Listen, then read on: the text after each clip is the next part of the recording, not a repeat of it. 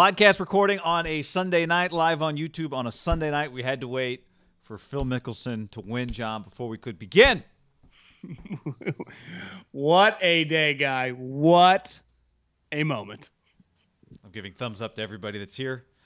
If you're on YouTube, actually give us a thumbs up. It's Mickelson's. How is that not Mickelson's new logo? Thumbs up, thumbs up, thumbs up. I give him a lot of credit for acknowledging like everybody the entire round that he was playing. Yeah, that's kind of his deal. I mean, that's one of his defining attributes. But he's I'm here for the people.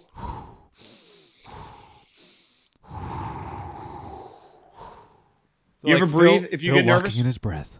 It's like, yeah, Phil also dropped 25 pounds. Sometimes I breathe when I lay in bed and the melatonin's not working and I'm just wide awake. I'll do some deep breathing. It'll help me kind of calm down a little bit. I do think it works. Somebody wrote a book about the difference between breathing through your nose and breathing through your mouth. It helps breathing through your nose calm you down. Is better, yeah. Yeah. I didn't read the book, but I heard half of a podcast with the guy.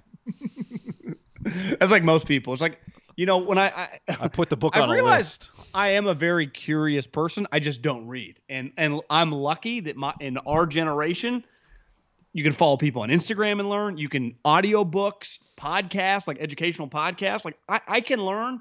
I would have been screwed in 1998. It would have been hard for me to grow intellectually. I think Phil's generation and older, you just hear these stories. Like I was listening to this podcast today at the gym. Lewis Howes had on the guy that started Lululemon. And his, like most people, he's probably in his 60s or 70s, talks a lot about reading. And you had to be a high-level guy later in life, like that generation, like my dad, whose birthday was a couple days ago. Guys in their 70s and older, they read. That's how they gain knowledge. We're lucky, guy, because I don't like reading. I know I should, but we don't have to necessarily. It's funny. I was laughing today because I was thinking I remember my dad putting in a basketball hoop in 1997, right? And I remember him going to rent a jackhammer to make a hole in the ground. Yeah, or maybe to get the old one. I don't remember. Maybe he got the jackhammer when he had to get the thing out because he did concrete. We did something similar in El Macero. And I just remember I thought today I just crossed my mind like, I know it's not that complicated of a job, just putting a basketball hoop in the ground and mixing up some concrete. But in 2021, if someone's told me to go do it, the first thing I would have done is gone to YouTube just to make sure I had all the, the important steps down, how to put a basketball hoop in the ground. In retro, I was like, well, he didn't go to did he call somebody? Did he just know what to do? How did he know? Again, it wasn't building a rocket ship here, but still. Yeah, the first thing I'd probably do would be to call someone that I would think would know how to do it and then who they would recommend that I call to do it and how much he'd cost. I think you just made it up as you went. Alyssa was telling me that her grandpa put a basketball hoop in her house. When they had to pull it out, they couldn't get it out because he mixed nails into the cement mix. Wouldn't shock really me. Make it hold. Yeah, I guess that's what you got to do with concrete, right? I don't know. So me either. Shout out to all the people that build this world without how-to guides. Yeah. The best case you had is you had to go to a library and maybe read something about it, right? If you were lucky. Yeah, if you're lucky, you could find a book. I know. So here I am watching YouTubes on the crash of crypto today. That's what I'm Yeah, well, I've been watching the actual crash for about 5 days now. So it hasn't been fun. No, it has not. John, we should give congratulations to the winners, the people who won money in our DraftKings game this last week. DraftKings not a sponsor this week on the podcast, but that's okay. We had fun with DraftKings and the PGA Ham Championship. I don't know this person's name because it's a bunch of letters, but they've been in a lot of our games. CLC Brick VK CCCC won $450. Nolan finished in second place. Nolan won $360. Makerland won $270. M. Lotman $180. Josh Noble, who I recognize the name, he bought a hat, won $135. Middle 83. Relation? Has he not now cashed in some money in these games a couple times? That's John's younger brother Jeff, won $99, as did a handful of other people. So congrats to everybody. I see. Yeah. Yeah, I good saw job. Matt Corick from Pink Onion Pizza, who named a pizza after us, finished just outside of the money, 12th. You see the tall, skinny guy that everyone was making fun of his warm up, Yeah. Matt Barrick or whatever, Yeah. is the teaching professional at Eureka Park. Yes, where we played. We love that place. Yeah, we played he's there once. pretty. It was that awesome. guy's pretty skinny. Brad Merrick is his name. Brad Merrick. Merrick. Yeah, Merrick. Very skinny, humongous forearms, long elbow. You know, one thing underrated. You sent me the video on Friday of that guy because I'm watching in my head these guys don't play any competitive golf, but this guy had played a ton of mini tour stuff. Who funds the mini tour? Are there sponsors that are? That's a great question. That guy, think about this. I was texting my cousin John, and I forwarded him the video too. And that guy, non-PGA Tour member, can beat every single person in California. Think about that. Yeah. That guy just put him on a course against every single fucking person in California. I guess we don't have that many PGA Tour members that live in California. Phil might be the outlier, and I bet the way he sets it up, he doesn't live here 6 months, 5 months and 30 days, not 6 months and a day somewhere else. He could beat every single one of them. Every single one of them. That's how good that guy is. Yet this is the crowning moment of his life. He made a PGA Tour, the major. That's incredible. But I think I was following the leaderboard. He was third or fourth to the last of the guys that made the cut. Gets hard over the weekend. Incredible accomplishment, though. He did finish ahead of Bubba, I think, who was plus 99. Yeah, someone that had Bubba on his DraftKings team and put $25 on him to win. No one, when he slightly gets out of contention, will mail it in. I mean, no one like Bubba. I can't even imagine if they just had a camera following him around on his body language / shots. It wouldn't shock me if he just picks up balls, takes penalties, doesn't give a shit. Bubba is an incredible front runner and a terrible. I mean, guy, he's out of it. Just get ready for 80-80 over the weekend. I feel like he just starts working on stuff like a pitcher in spring training. This is a major. Yeah, I just wanted to see if I could. Golf's hilarious to me. When you see straight shots, I'm surprised. It'll be the course will be made with a bunch of water on the right, bunch of shit on the left. And every pro golfer's all right, if I can cut it into the wind and play it back left to right. And I'm just hit it. Just as a straight line from you to just hit it in a straight line. It's well, if he can hold the wind and cut it left to right, and then he's going to try and play it off that tree trunk. And it's what is going on? There were a couple shots this weekend of gators at that place that were massive. I know the one little gator. Did you see the thing that went viral, a little gator walking around? They had a couple just shots of gators in the water. Enormous. There had to be the average size of the gators out there in the marsh. I mean, probably 10-footers plus. It is not just your little toad gators. I mean, These fucking things are huge. Shocking that no one really got it close to one. Yeah, I know. I expected to see one in the crowd at the end around Phil. A lot of football stuff, actually, to talk about today. We also got a few leftover mailbag stragglers from Saturday because John mismanaged his time while we were recording the mailbag. Or the mailbag went long, depending on how you want to look at it. It was an hour.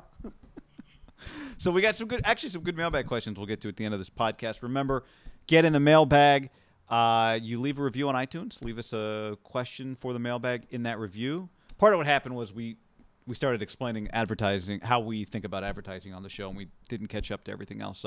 But leave us a review. And when we originally had the idea, it was going to be 25 to 30 minute for the weekends. They've been going an hour. The mailbags, yeah, that was the original idea. We get something easy for people to consume on a Saturday morning, and yeah.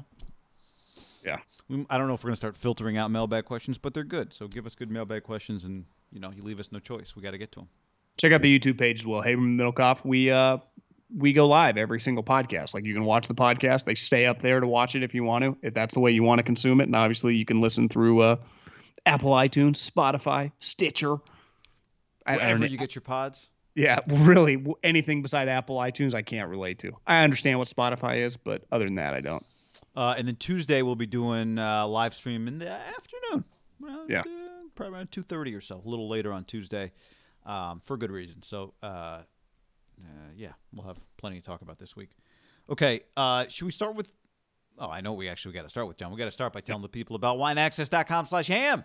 Podcast brought to you by wineaccess.com/ham. Our friends, we did what many of you have done. We know because you've sent us some of the DMs and shown us. and gotten your 20% off. And then we've actually done we just keep sending it to people because it's such a great way to send a gift, send to yourself if you want, and it's great prices for fantastic wine at wineaccess.com/ham.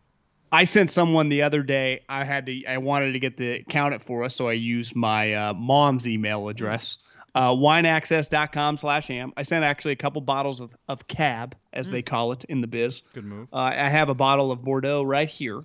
I drank the Pinot. I also drank the Cab. I can't recommend it enough. Send people gifts. There is no better way to get someone to be like, yeah, this person was thinking of me, whether it be your mom, whether it be your dad, whether it be a business partner, whether it be someone you're in business with, whether it be a girlfriend, whether it be a brother, a friend you haven't seen in a while because of Corona. You're like, I haven't seen my friend in like a year. Shoot them a couple bottles. Then they'll hit you up like, thanks, man. And they'll call and you'll start talking. You know, a great idea I heard. And by the way, if you're like me and you don't know a ton about wine, each bottle comes with not just a breakdown of the bottle, but tells you what it pairs with, tells you, it tells you about it. So the flavor profile, you start to learn a little bit as you go. And that's also a great part because you're going to get something good. Only one of 18 bottles that they try make it on the website. But a great idea I heard from somebody the other day. He'd been doing this for the last year through the pandemic, but this is something you could try. Doing a Zoom with friends. We probably hopefully, you're doing less of that now, but used to do Zoom hangouts with friends. Maybe some of you just want to see somebody from across the country that you haven't seen in a while. His thing was he'll send like 3 different people the same bottle of wine, and then they would just get on Zoom and hang out together. So you can send multiple bottles of wine to multiple people. You can get great bottles, absolute nails, and great prices. Wineaccess.com/ham. 20% off your first order. Go to wineaccess.com/ham. You know what I think of when you say nails? Lenny Dykstra. Oh, he was Nails. Wasn't that his name? Yeah, I think so. It's a good nickname. It is. Nails. It's a very good nickname. All right, you want to talk about what we witnessed today? Before we got a bunch of football stuff to get to, but let's talk about old man accomplishments for a second here, right? For sure. I mean, Phil Mickelson, oldest major winner ever. He beat old man Tom Morris, who was 48 years old in the books and 150 years old in the photo. Pretty. He was incredible. Old. Yeah. I thought today was pretty incredible. I mean, I thought going in, I assumed he was going to lose. I think most people I text like, what do you think? And most people are like, I don't feel great about it. I just told you that on Saturday. Just 4 days. Can he maintain? I didn't think so. Yeah, and it's just the way he'd been playing. You're just like, he can't truly keep this up. And then yesterday, the way he came down leaking oil at the end on Saturday. But I know this. The thing I admire the most about any successful person is the older you get and the more you accomplish in, certain industries, you end up making a lot of money. And obviously Phil, like Tiger's an iconic figure and is much bigger than Phil. But economically, I think Phil's a little bit closer than most people realize. Do you remember that visual thing that, like, back when Twitter was really humming, like 2015, they used to like tweet out this thing of like the highest earning athletes over the last like 40 years, and it'd be like moving graphs. And for a long period of time, like once Tiger really fucking hit the ground in like late 90s, he was the top guy for like 15 straight years. Phil Sneaky was like a top 5 guy that whole time, and there were several years where he was like 60 to, if Tiger was like 100 to 110 million dollars a year, Phil was racking up like 60 to 70. He drafted up Tiger and made so much money. And then he finally won a lot, right? And like once he finally won his Masters, then he won a couple more Masters, then he won a British, then he won a PGA. I mean, the order's a little off, but he won a bunch of majors. He accomplished it all. It was set. Like Phil was an all-time great. He had the majors to back it up. The only thing he was missing was the U.S. Open, but it was like one of those where it doesn't even matter at this point in time. He was so accomplished. And then his game started getting squirrely because he's old. And he's so rich, most human beings be like, what am I doing this for, man? Like, and no one would hold it against him if Phil just pulled the pedal off the metal. The only experience I have this with a guy with a lot of money, and I haven't been around him in over, 7 years, but people I know with the Chiefs, every time I see them at the combine, they're like, it is amazing to watch Andy work still. And the thing that I admire most about human beings at the highest level, whatever they do, is like when Andy got into coaching or Belichick or any of these, like Phil, they didn't get into this for the money. Like when Phil got into golf in the late 80s, I mean, Nance is rattling off that he won the Pac-10 championship in 1990. It might have been even the Pac-8 then, but maybe it was the Pac-10 in 90. I think. The money in golf, now, if you were a great golfer, there was money, but it was nowhere near what it became. And Phil still clearly grinds at his given profession. I think Brady's a lot like this, where it's like they ain't doing it for the money or even the prestige. It's like deep down, it's for the juice of competing. It's truly what gets them off. Now, obviously, I can't imagine what it's like to get $50 million direct deposits. Maybe they don't get that big, but 10 or whatever, just throughout the year, just become super rich.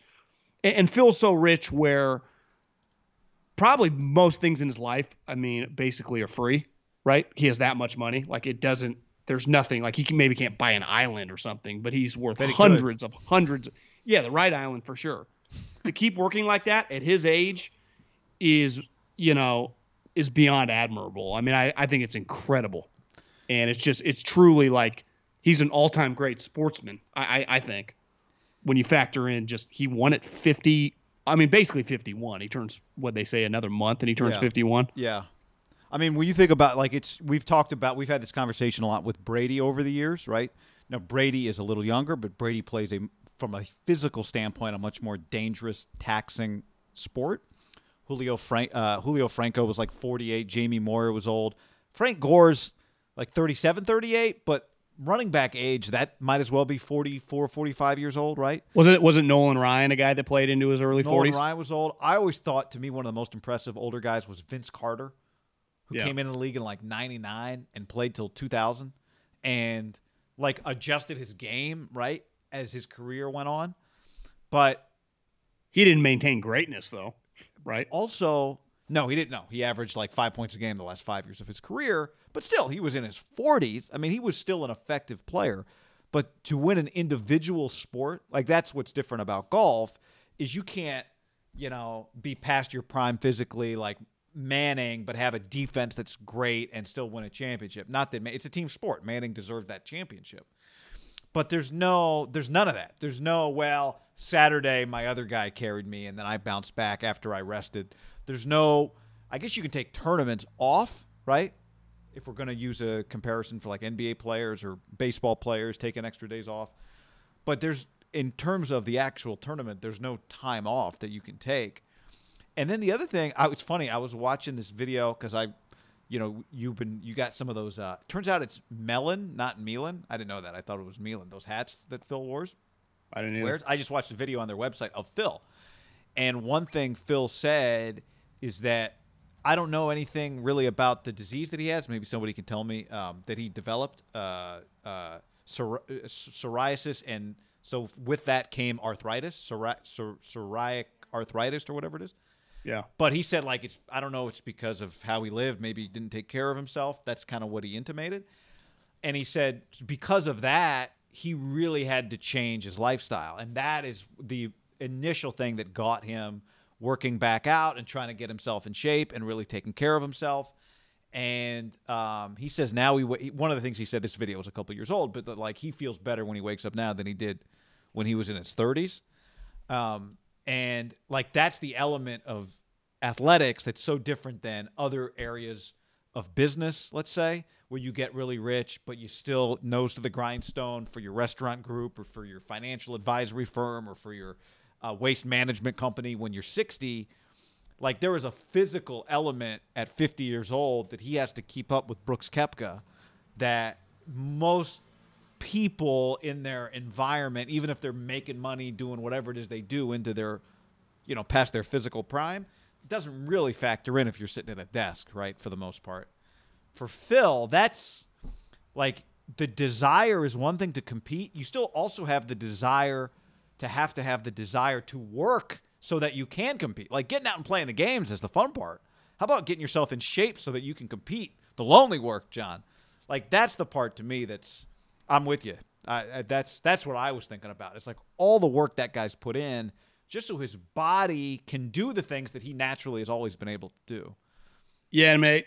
We talked a little bit earlier before we jumped on here about, the Tiger moment. You were at Eastlake when he got his first win that eventually kind of led to this run that he went on of playing really good golf.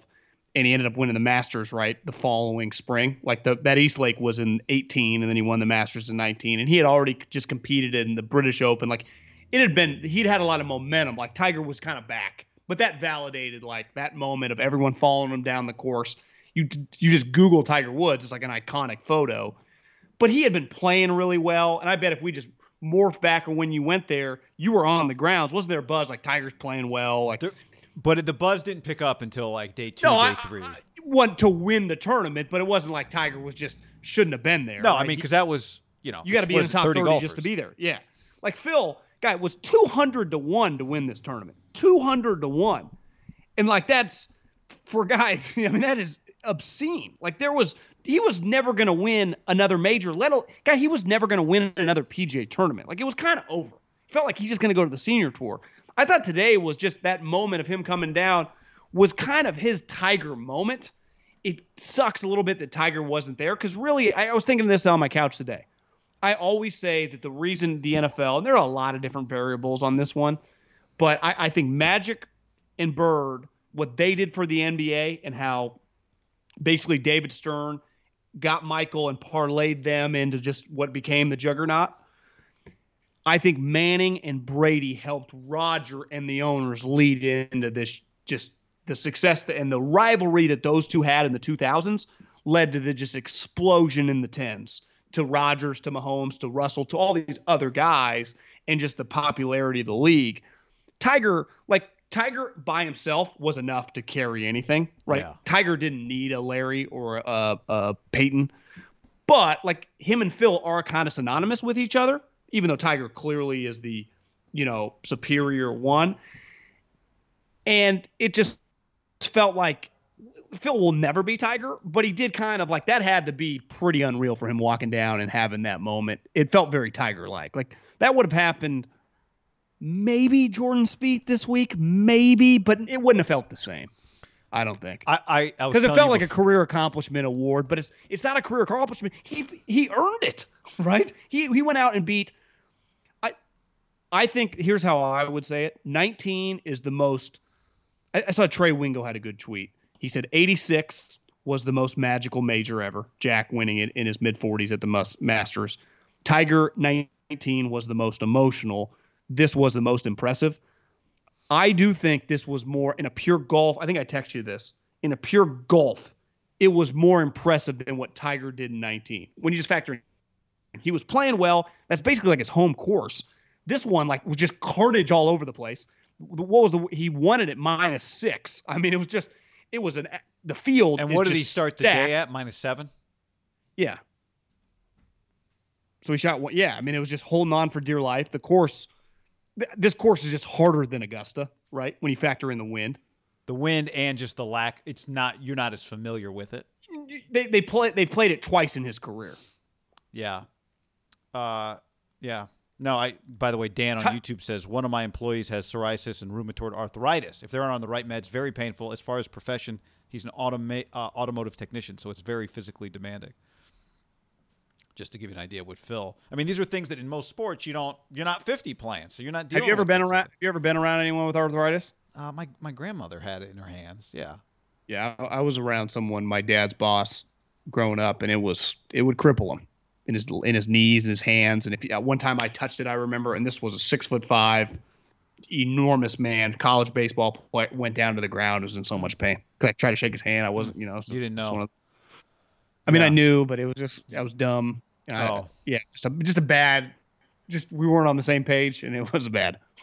I start thinking about like LeBron too, right? LeBron's what 37, 30 will be 38, I think. Right now, it doesn't look like he's got any sign of slowing down. So, I mean, he's another guy that maybe in 5. But again, you don't go to 50. 50? Yeah. You don't go to 50. Golf's unique that way. You can play older. There's no doubt. I'm not saying it's the same as anything. You're right. I mean, it was just absolutely. And then what I was going to say, though, I told you this before we started the pod, is like I did feel like there were probably points in time in Phil's career where he looked at Tiger and thought, that's supposed to be me. Like, I'm the phenom. I'm the guy who has all the skill that nobody else has, that can pull off all the shots, that should be the best player in the world for years at a time. And I would imagine at times it probably was difficult for him, especially before he won a major. Then he won a major, but then Tiger had his comeback, and I would imagine Phil has some, I agree with you, some significant just career satisfaction. Would he like to have double the major number? Absolutely. But if you told me Phil would not trade his career, that wouldn't surprise me either. I think he's got to be able to do that. He even said, like, I just kept working. I had the confidence even when there was really no evidence that I should still have the confidence. But that gets back to what I'm saying. I always think about this for myself, and you never want to put the cart before the horse. Because, I mean, I'll never have as much money as Phil, more than likely. I mean, he's got hundreds of millions of dollars. But if you got to the point where the equivalent of your age, you're like, why would Phil keep working that hard? Like most humans, even pro golfers or whatever you're doing, insurance owner, whatever company you had, you would dial it back. Like, to me, he's a 1%er of the 1%. Yeah. Like, for him to just keep on grind, for who? For what? Like, what is Tom still grinding? Like, why will Tiger attempt to make a comeback? They are wired unlike even their own competitors. They like, really that's where are. I think back to Phil, I think we'll probably just ate at him at certain points of his career. He goes, this guy's a little bit better than me, but I'm dramatically better than everyone else. Like, this is crazy. You know, it is what made that 2-on-2 tournament between Phil and Tom and Peyton and Tiger so cool. Like, they weren't just star athletes playing the sport they're not good at with Tiger and Phil. Like, they were they're guys cut from the same cloth, right? It's incredible. Peyton's coming back from neck surgery to play quarterback. It's like, why, right? Tiger keeps coming back for more. Phil this. Brady. Honestly, it was special. perfect. Don't you think the match, like pairing those two, like Tom with Phil and Peyton with Tiger, even though Tiger's more like Brady and accomplishments, but he's really wired more like Peyton in terms of personality. That's probably why they mixed them. Is because Peyton's a little more light, just like Phil. You know. Yeah. Tom and Tiger probably more similar. To one another. But all right, this is a big week. Middlecoff. Believe it or not, we've got OTA practice. We had Jimmy Garoppolo on the field showing up. We had a little Trey Lance, quote unquote, all 22, as in all 22 guys at OTAs, and that was it. Trey Lance was there.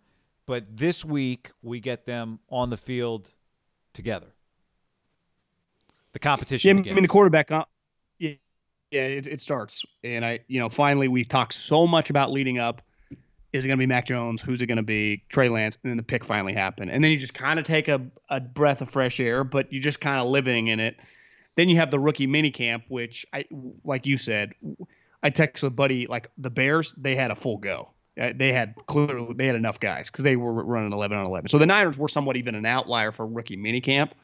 I think I heard someone else talk about another camp that was definitely they had enough people to run full team. This is going to be, like, to me, the most fascinating part is, obviously, to me, we know one thing. Jimmy's going to be with the ones. My question is, where does Trey start? Like, is Josh Rosen or Sudfeld or is Josh Rosen even on the team? Is someone else the number 2 quarterback? Or does Trey Lance on day one, like, he's just the number 2 quarterback? Or is it one of those where he has to work his way up in the team environment? I don't know the answer to that. My educated guess would be he probably starts at 3. I just think that's kind of a coaching move, like once the older guys get around there. But I don't think it's like – I do think players understand in this modern day, like, this ain't Bear Bryant, Bill Walton days where you got to go freshman, JV in college. Like, you can just start – even Saban, like, true freshmen start now. Also – if you told me he went with the 2s, I don't think like Trent Williams is going to be like, this is weird, Yeah, also, they get John, it. it'd be one thing if it was – it'd be one thing What's if your C.J. guess? Beathard or Nick Mullins was there, though. Yeah. Guys who'd played games for the 49ers and knew the playbook inside and out. I mean, Josh Rosen's been there, I think then it'd be a lock. He'd be the 3. Right? To start. Yeah. I think you're right. It is kind of a coaching thing. It's like, can you really start it like that? But also, who are we kind of kidding? test the player a little bit, just. Yeah, I mean, it's as simple as, like, does he know what to do? Like, that's my question. If he knows what to do, he should be out there as a 2. Does he know what to do? Well, I mean, he's only been here 2 weeks, right? I mean, how long's Nate Sudfeld been a Niner? Well, I mean, yeah, he's actually been at practice probably less because Trey had a rookie minicamp, right? Nate just showed up last week. I would be a little, put it this way, I would probably be a little more surprised if he's running with the twos. But to me, there's no reason. I think it's perfectly reasonable to do it. But if we're sitting here, OTAs are happening, and it comes out that he's number 3, I'd go, okay, fine, that makes sense. Doesn't mean anything, but it makes sense. If he's running with the twos, I think I'd be pleasantly surprised. But again, there's no mystery to what's happening here. 100%. To me, if he's just with the twos, it's like the race is kind of on. I didn't watch the F1 today, but once they say start your engines, go, like you just go. Beep. If you start them with the threes, you're cooking the books a little bit. Like you're forcing him to kind of just. It's going to take a little time. To me, you start with the twos day one, right, with the full go team. I know it's not pads on or whatever, but you know what I'm saying, just like drills. Yeah. He is just a fuck up from the guy above him and him playing well from just flip flopping, right? I mean, he's on Jimmy's heels right away. I wouldn't be surprised. Are there even clear cut 2s and 3s on this team? Like to me, there's you got 90. Well, you got 90 guys. I mean, there's a clear cut 1, and then to me. Because when you run a practice, there are 1, 2s, and 3s. Right, but what I'm saying is, if I said, okay, separate the wide receiver group into tiers. Yeah, I mean, tier 1 is easy. It's very fluid. The difference between tier 2 and tier 3, it's fluid at every position except quarterback. Like if you have 3 or 4 quarterbacks, you rep with a unit, right? The positions, like I can move I can tell, Chase Claypool. Well, that's not his name. What's River Craycraft? Chase Claypool's a real person. He's just not on this team. Yeah, the Niners would not have Chase Claypool. River Craycraft could be with the 3s, and then all of a sudden they're missing a guy with the 2s. They can yank him in. A little different with quarterbacks, right? Because your quarterback set, you just know what reps you're getting. Yeah. It's pretty set in stone. But so don't you expect then he might just throw a pass to George Kittle on Tuesday. Yeah, I don't expect that. Like, George ain't running with the 2s. Well, I know, but if you're just rotating, there just might be some cross-rotational situations. In drills, it's all intermix. I'm talking about team stuff. Like, I don't think you'll be able to tell in anything besides 11 on 11. What's going to get the attention is there's a drill, and he hits Brandon Ayuk on a 40-yard throw. Yeah, but I mean, you're just going to end up throwing to everybody in drills. To me, when they do 11 on 11, like I'm expecting for that type of stuff to happen. Him roll out, throw a deep bomb to Brandon Ayuk in one-on-ones. Like, yeah, you're just going to end up. That happened with C.J. Beathard and Nick Mullins. Just no one was paying attention, right? Yeah, just people will be paying attention to not this. Deep bombs, but completions. I do think when 11 on 11s come out, that will be a big story. Get ready for this. The biggest story beside like completion percentage and drills and stuff will be who he was repping with in team environments, I think. Yeah, and then the viral stuff, like the tweet outs and the Instagrams, will be like that when they're just throwing. They're working on deep out routes. Right? He's just going to end up throwing to Debo or whoever. Or this. I can see this. He's developing quite the chemistry with Jawan James. Jalen, kind of a guy that guy's on the team. I heard Greg Papa. I was in the car on like Friday, and Papa was like, Jawan James was looking much quicker than he did a year ago. I love this OTA talk. It's like, okay, guys, can we just everyone looks, is intriguing in an OTA environment. There is not a team around the league that doesn't have like their equivalent of a 7th or 6th round pick over the last couple of years. I knew James didn't sound right. Jawan Jennings. Jawan James? Jennings. Yeah, I mean, he's just as likely to be, not on the team as he is to make it. But in a practice setting, when you haven't seen people for a while, and you're not really going to what are you really going to say about Brandon Ayuk? Like, he looks sweet. Like, of course. To me, it's the other guys that stand out. It's like, oh, my God, did you see James Hasty? Or I don't even know these guys' names because most of them won't end up making the team. But a couple of them will have moments in these practices. Yeah. The other big story, I think you're right on the I called him Jawan James. Jawan James. That's the offensive tackle, right? They got screwed out of $10 million. From the Broncos. Yeah. The Jawan Jennings video we did last year blew up like a year ago. He's a Tennessee wide receiver, right? Tennessee guy, yeah. The other story, right, and I think we've mentioned this in the past, but we'll see. Part of the story here is not just, and this is not just for, this week, but it's just over the next several months, it's not just what does Trey Lance look like, it's also what does Jimmy Garoppolo look like? Not physically, but just how good is he? There have been some Jimmy's practices, as you pointed out last week or a couple of weeks ago, have been stories before for, not the best reasons.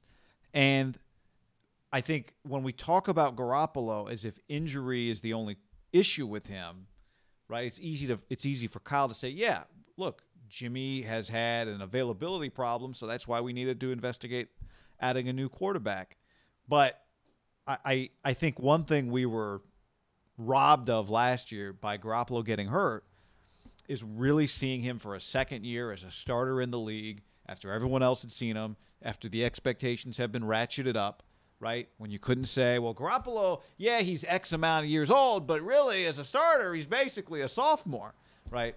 We didn't get any of that last year. And I think what we keep going back to is a single game that he played, week 1, when he didn't look great, and then he got injured, and it kind of invalidated everything we saw from him for the rest of the year. So that's a part of this story too. Now, if Garoppolo, the thing that sucks for him is if he goes 20-20 in practice, no one's going to say anything. But if he goes 5-16, he's not going to go 5-16. But you know what I'm saying. If it's not good, if Ambry Thomas picks him off twice, or Diamador Lenore gets him, like that's going to be a talking point too. Which is part of the challenge for him. Yeah, it's going to be hard for him to get credit for the good, and he's going to get a lot of shit for the bad. Like when I say shit, like obviously, we don't know what's going on inside the building. Like Kyle's probably on him, good or bad, no matter what. And I think that's been a pretty consistent theme. Like Kyle did not give him that many compliments when he was playing in 19, but that was kind of like a way to coach him. But it is not going to be a story if Jimmy throws a couple touchdowns. It might get written in a story, or if we go to practice talked about. It will, though, be a major headline. Jimmy throws 2 picks, Trey Lance shines. Like that to me has a headline written in one of these OTAs or training camp written all over it. Yeah. Now, there also could be Trey Lance struggles, Jimmy's fine. Like I don't think it's like Jimmy is just, it's going to be, you're incapable to me of really looking remarkable when your physical attributes are somewhat limited in a practice setting. I remember my first practice with the Eagles, just seeing Michael Vick. He could just do things in practice that would just get like, oh my God. And if you have a Mahomes, a Russell Wilson, a Josh Allen, I bet if we followed those teams like Rodgers every day over their careers, they have moments in training camp where it's like he just made the most remarkable throw we've seen ever in the history of the Packers, right? Or the Bills or whatever. That Jimmy just doesn't have that ability. Jimmy can just look solid and just, I bet Kyle would be like, yeah, we would have won today playing like that, right? We did at practice. Like that was winning football. But it's never going to be like, Jimmy made this one throw, back of his foot, 70-yard dime, across his body, over the other side of the field, over a DB. Like that's just not happening. Right. That's not Jimmy. Trey Lance does have that. Yeah. I think he's going to have more. He made this one throw on the rollout, 75 yards on a dime. Like Jimmy's arm just doesn't have the capability that Trey's going to have. And he just looks better, and people are just going to – it's just the nature of the business, right? People, his name – now, Jimmy still moves the needle, like from a writing standpoint or a podcasting standpoint, but like it just people are just going to want to hear about Trey. Well, so they're on the field. OTA start Monday. Media is able to watch them on Tuesday. That's an open practice to the media. And so Tuesday is when we'll start getting maybe some details of what happens.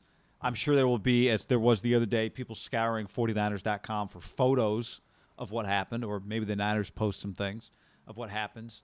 And we don't get fans out there, I think, until camp end of July. Yeah. So that'll be another interesting one, is just what is the environment out there like?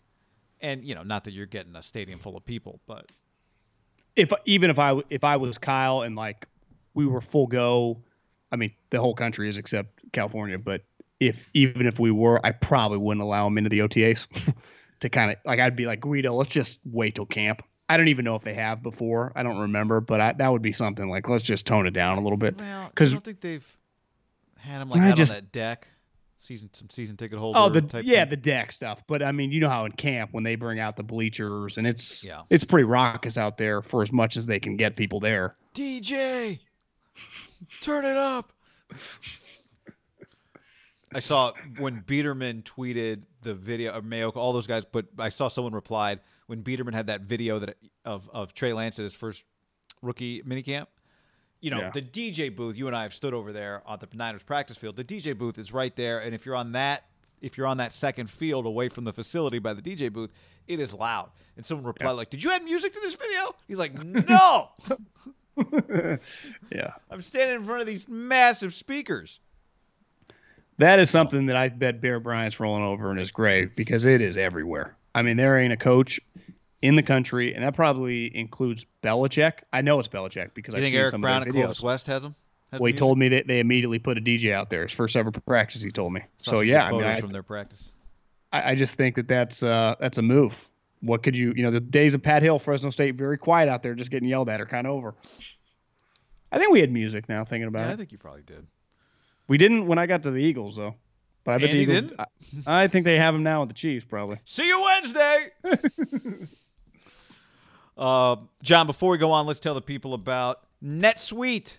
NetSuite.com/ham. Offering one-of-a-kind financing program for you right now at netsuite.com/ham. Stop running your business on QuickBooks. QuickBooks, more like Kauai Island. Quicksand everywhere. The bigger your company grows, the faster you sink with outdated software that just can't keep up. Yep, netsuite.com/ham. Here's the thing.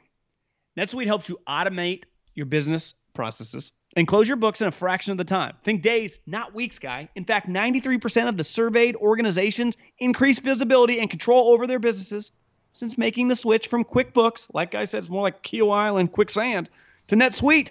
Right now, NetSuite is offering a one-of-a-kind financing program only for those ready to graduate from QuickBooks. I've been telling everyone I know. I said, you use QuickBooks? You need to switch. NetSuite. NetSuite.com/ham. Operated by Oracle.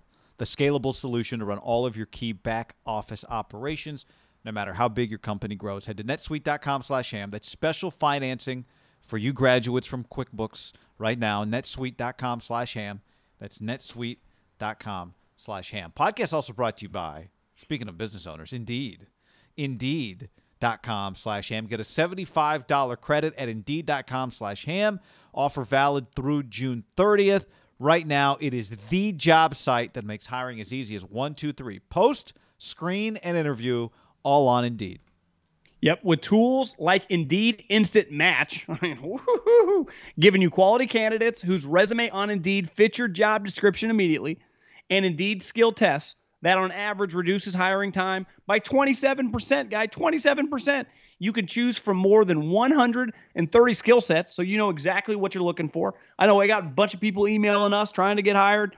Maybe need to get you on Indeed to find you. Yep. Yeah, we're going to figure you out what you got, bring to the table.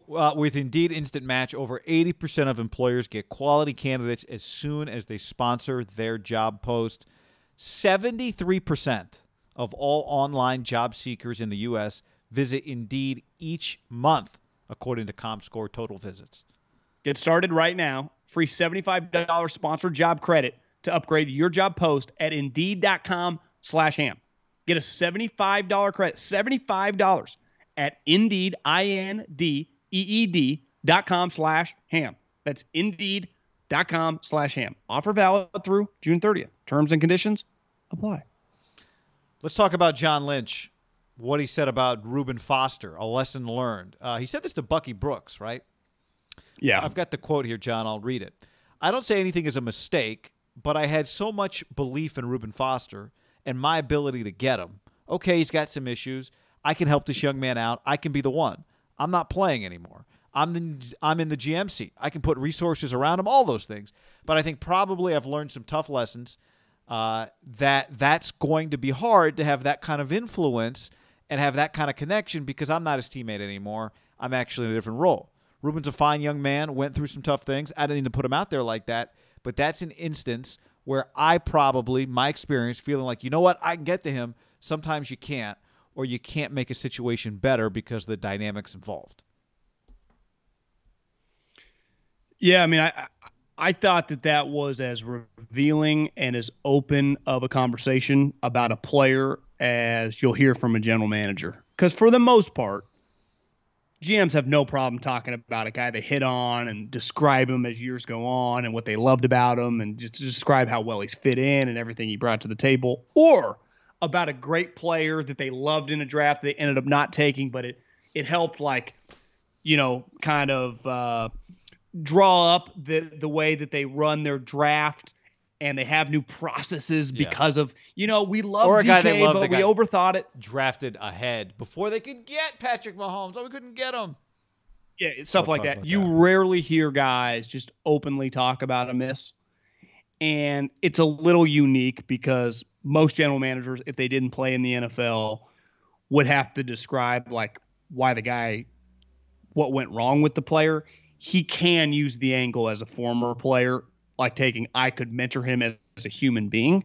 Yeah. And so it's an easier thing technically to be able to do, but it was revealing. And he realized, like, I'm not trying to shit on the guy, but it was a disaster, right? An utter disaster for the 49ers. One, because of how candid they are. I think both those two combined are consistently the best quotes in the NFL. I think Mayock is a fantastic quote too. He just doesn't talk that much. And the Raiders just haven't been, like, he really only talks around draft times, but whenever he speaks, he's just very open. Most coaches and GMs are not very open. Part of this is go back to when they drafted him. He said we would have taken him number 3 overall. Yeah. He said that. He was the 3rd guy on their draft board, and he was a fantastic player. And I just remember people that had been going into Alabama for a decade plus saying, like, we just don't trust the situation. We had taken him off the draft board. And they all acknowledged he was probably like a top 10 talent in that draft. But whether it was his maturity, the whole package, right? Injuries, they took him off draft boards. And I think that he could acknowledge this. You just don't hear that very often. And I do think this gets back to the way I lived my life, and I was taught at Cal Poly, like, you learn by doing.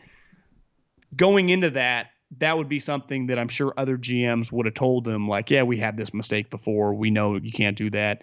You have to know guys. You can't hold their hand. If you don't have, like, you didn't have any other linebackers in that unit that could have held his hand. Like, John, you're viewing yourself as, like, the team captain, and, like, John, basically laid it out right there. I'm not his teammate. I'm in a fucking desk upstairs, in a polo shirt. He doesn't look at me like I'm in the Hall of Fame now, but he doesn't. Lumen might not even know that, right? He doesn't look at me that way, and I just don't have the access to him to become a member of his inner circle, right? You want to become his buddy and quote unquote hold his hand, help him out. You're going to his house. You're inviting him to dinner. You're doing whatever. You're going out with him on a Saturday night.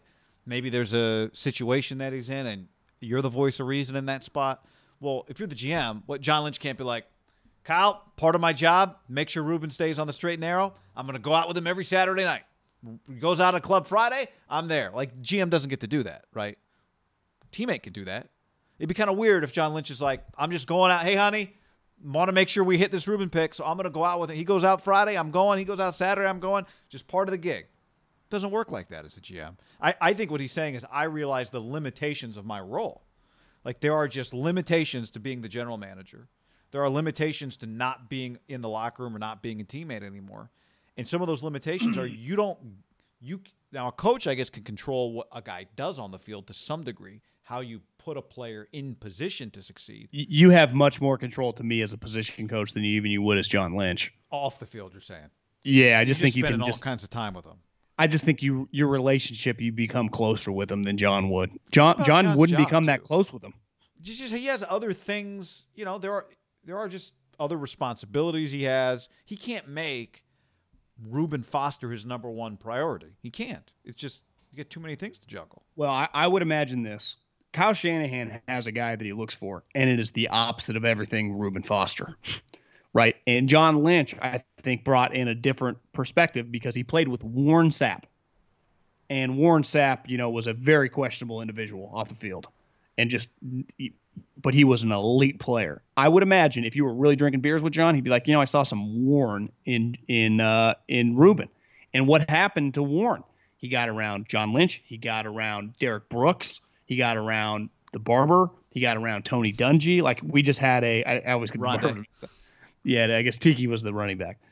And we helped it out, and it worked together. But like John's saying, like, you can't – I'd honestly you have to also learn once you go through something like that. Like, the risk reward, it's got to be the perfect situation.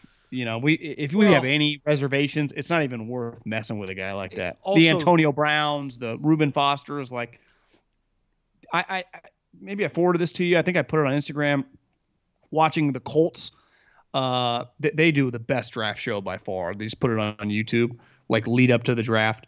And Frank Reich was I think I've talked about it on the podcast before, was in the draft room, and they were just going over guys. And Frank was like, and they were arguing like, I don't think this guy fits my team. And the other guy's like, this guy's good enough to help us out. And Frank goes, just hold up, guys. I have no problem as the head coach taking a risk. I have no problem taking a risk if the guy's a great player. But look at this draft board. There are enough, maybe not great, he said, but just really good players who are really good people. And then we got a handful of really good players who are questionable people. Why don't we just take the really good players who are good people and not worry about these guys? Right? Just avoid them if we can. And it's pretty easy too, Well, that's part of the thing here, right? Is okay. It's not there's a difference between a free agent and a first round pick in terms of how much when you take on. Let's just continue. With even a 6th or 7th round pick, yeah, right. There's a risk that you take on, but when you make it a first round pick, that significantly elevates the level of risk because it's an opportunity cost. Right, and they traded up, yeah. So they put a lot of capital into it. And John Lynch is saying it's because I thought I could help him. Yeah. Because I thought I could help. Not even to talk about, by the way, that he had physical issues, right? He was a physical risk, too. He got hurt a lot. That is a draft. I think it's fair to say. It was a double risk, John. Their first-round pick, that draft, could have really derailed the relationship between John and Kyle because it was pretty clear John was really tight with Solomon Thomas and was the lead dog on that one. Now, I'm not saying Kyle didn't like him, but John was his biggest fan, right, as a human being. Loved him. And Reuben was clear John was driving that bus. So just those first 2 years when they were not winning, I think if John, and this goes back to, I forwarded you another thing that John, he just did the media rounds and he talked about how him and Kyle's relationship just kind of fell together, right? That if Kyle would have ended up hiring, the arranged marriage that Jed wanted him to do with General Patton, and I think Ballard was already hired, but those type guys. Yeah, Fitterer, the guy that's now the GM for the Panthers, I think was in the mix from Seattle, Schneider's guy, if I remember correctly. But just guys like that ended up becoming GMs. And are well thought of. The Patton guy, or George Payton, I just call him Patton, I think is very well thought of. People think he's like a Chris Ballard level guy. I think it's George Payton, even though it's got 2 T's. Patton? Yeah. That's disappointing. But the point is that Kyle had told John, I'm not comfortable in this situation. I think if he gets one of those guys and they do – now, I'm not saying they would have drafted those guys because they had much more experience, right? They bring a different skill set to the table, both those two guys being in personnel for decades, probably 2 decades plus, both of them. But if they had taken the same players and Kyle had just had your normal up-and-coming like John Schneider, whoever it is, right? Just the GM they had forced on him, or that he had kind of just given into, I do wonder if it fractures and is a disaster. The John Lynch is just easier to kind of get around the mistake and figure it out together. Yeah. You agree there? Yeah, I do. And I think John Lynch is probably – I don't want to say he's – maybe those guys would have had the same reaction. I think it's easy – I don't think we should ever forget that, John Lynch played for Mike Shanahan. John Lynch played for Kyle Shanahan's dad when Kyle was a kid. The level of respect on just a basic level college, he has to have – huh? Late high school, college. But you understand what I'm saying. The level of respect that Kyle has to have for John Lynch, that nothing could probably change. That base level of respect is just really high. And again, maybe Gutekunst or Fitterer would have been just as comfortable in their own skin as John. Probably hard for that to be the case. I would imagine John, long before he said what he said to Bucky Brooks, behind the scenes said, I learned my lesson on that one. Right? Yeah. I learned what he just said to Bucky. I'm sure it's been very clear. Kyle, I was wrong about that, right?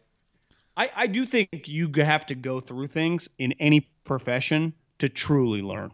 It's one thing to go we saw what happened with Mayock and Gruden and Antonio Brown. That would never happen to us. And then it gets presented to you, right? The same similar situation. Hey, man, you can trade for Jalen Ramsey in 2 years. Him and McVay, he shoved McVay to the ground. He's losing his mind. He's still the best corner of the league. And you're like, we can get him for a third? Let's do it. And then 2 days later, he's fighting your coach. And then you go through the situation. If it had been reversed and Washington football team, let's say, had traded up and drafted Reuben Foster, and the exact same thing that happened with the Niners happened in Washington, the Niners would have signed him, because what did John Lynch would have been thinking? That wouldn't have happened if he was here with me. I can fix him. Yeah. And if Reuben Foster had never become a Niner, he'd be thinking, man, if only we had him, the one that got away, I could have made that work.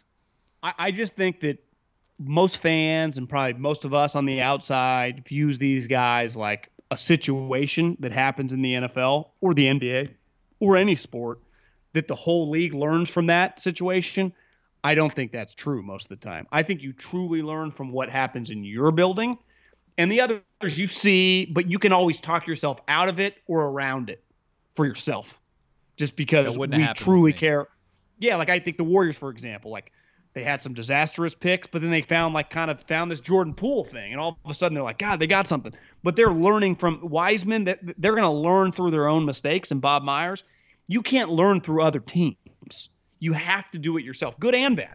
And just the nature of the NFL, of drafting human beings and the amount of guys you have to in a given draft, you're going to have, ideally, a true disaster can only happen probably really high in the draft, probably a first or second round pick. I guess it could be a disaster late round pick if the guy does something really bad off the field, because you are rubber stamping him when you bring him into your building. Right. So but you have to learn now. They got 4 years of picks.